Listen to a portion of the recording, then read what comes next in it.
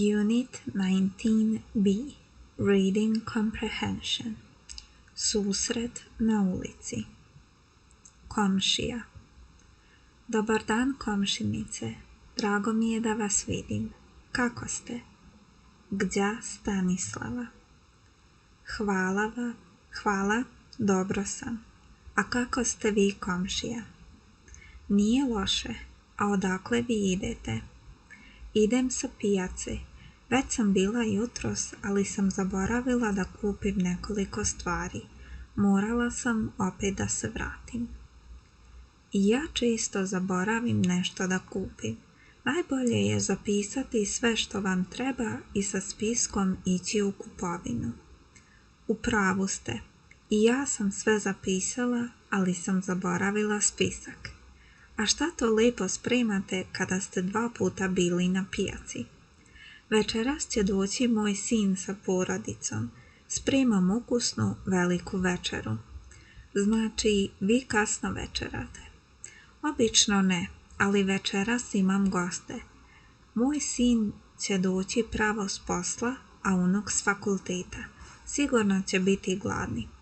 Izvinite, komšija, moram da idem, žurim. Doviđenja. Phrases. U pravu ste. Niste u pravu. Šta to znači? Znači. Vocabulary. Komšija. Komšinica. Zaboraviti. Opet. Spisak. Ukusan, ukusna, ukusno. Gladan, gladna, gladno. Žuriti. Jutros. Danas, večeras. Questions. Odakle ide gospođa Stanislava? Zašto je 2 puta išla na pijacu? Da li komšija ponekad zaboravi nešto da kupi?